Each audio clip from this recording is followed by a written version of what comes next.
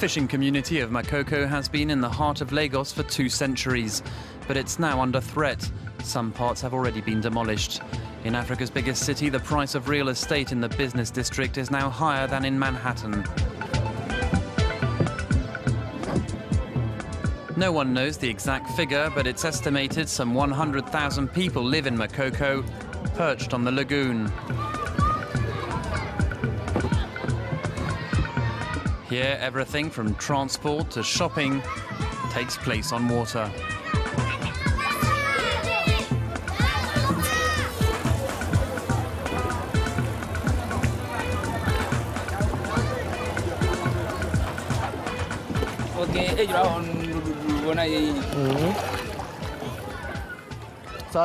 Hey you, how much for the peanuts?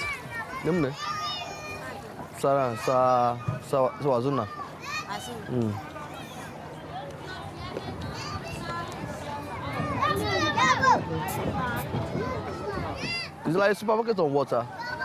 Yeah. They're very good. Hello. Okay, bye.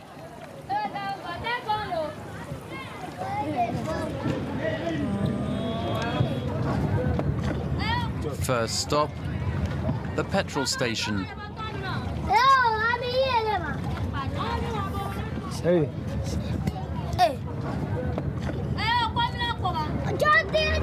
Fishing is the main activity here, and the men usually start their day at 6 in the morning.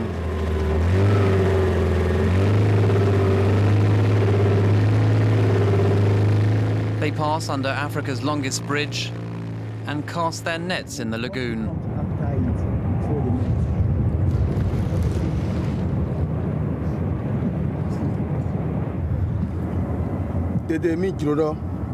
When we heard that the governor wanted to destroy Makoko, we didn't believe it at first. So when we saw the authorities starting to demolish some houses, we were really shocked. If they destroy them, where will we go?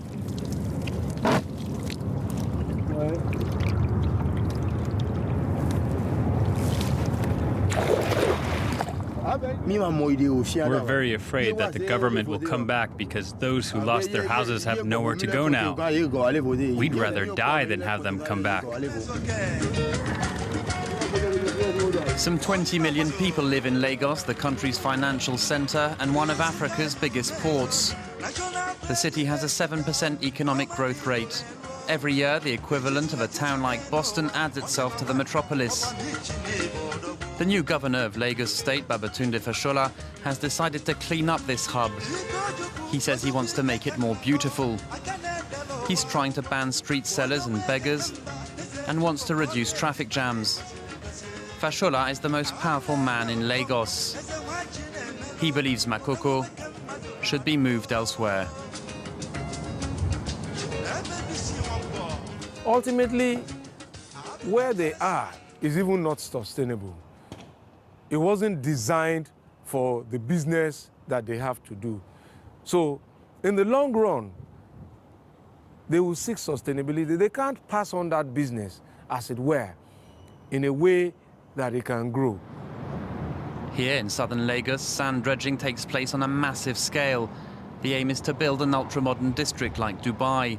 The project is called Eco-Atlantic.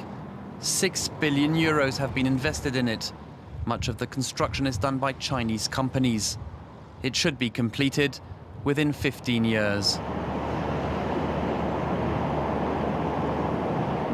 Much of Victoria Island and Ikoyi, which was largely a residential area, has been under pressure for businesses to set up. People are therefore living and working in an environment that was not designed to be a business center. Eco-Atlantic will help move all of the financial services into a financial district in the center and still accommodate residential needs, as well as other business needs, malls, conference centers, and so on and so forth.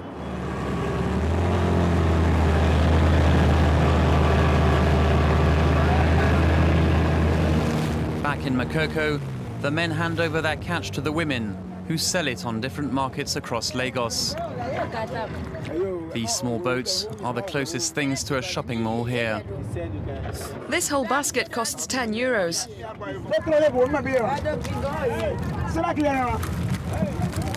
School is we start with them. Some days I make good money, others less so.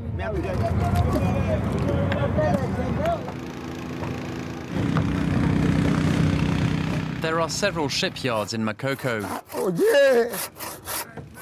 This is one of the main ones.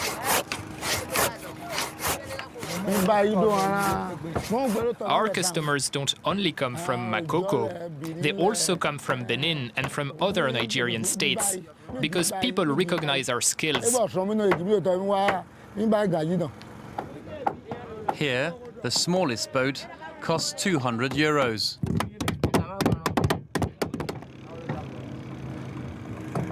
You see, your boat is solid. The water doesn't get inside. So now give us the rest of the money. Some parts of Makoko are now also on the banks of the lagoon. In all, 13 chiefs called ballets rule the community. They play the role of judges when there is a dispute, like here about an unpaid debt. These men are highly respected.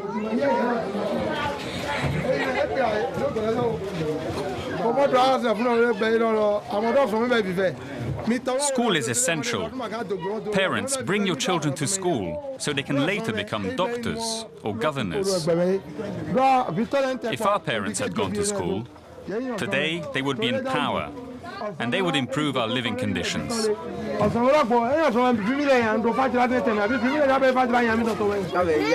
To try and make life better here, the chiefs regularly meet people like Dinma. She's a member of the local NGO Serac, which campaigns against forced evictions. The NGO says that in recent months, there have been demolitions in many different areas of the city. We have the Makoko community, we have the Badia community, and many more like that. And the issue really goes deep, because the Lagos State government always serves, eviction notices to these communities. But the problem, it's very important to think about the root cause of this problem, which is the problem of security of tenure and land issues as well. Serac says the authorities have already demolished the homes of 30,000 people in Makoko. Development is not necessarily about building glass houses and, all of this. It's really about the people. If you take them away from where they are right now, if you demolish their structures, they're only going to move to somewhere else and find somewhere to live. So it's best for you to just find a way to address the issue once and for all.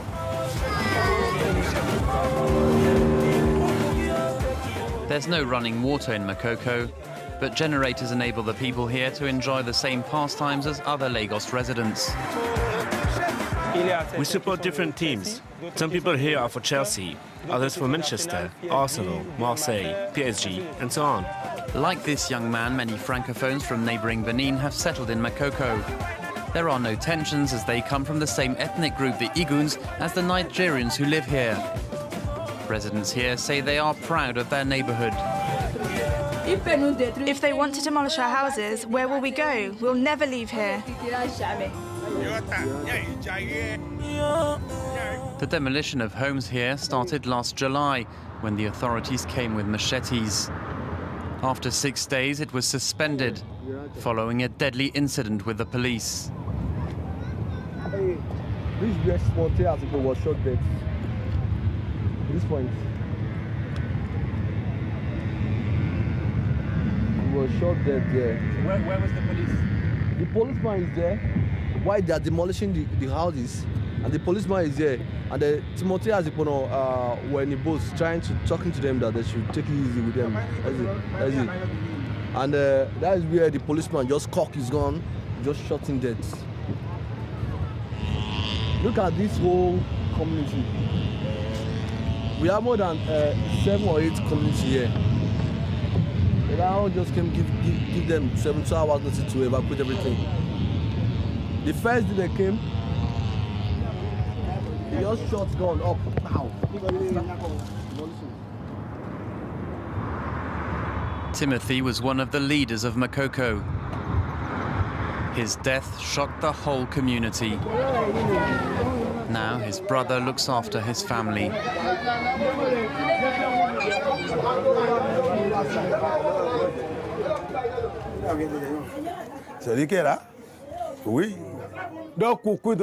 After Timothy died, the authorities stopped destroying our houses. You know, I think that if Timothy hadn't died, the state would have destroyed everything here.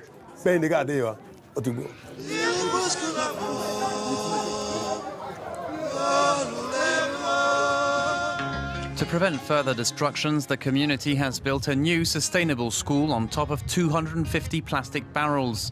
Designed by Nigerian architect Kunle Adeyemi, it's a 10-meter high prototype.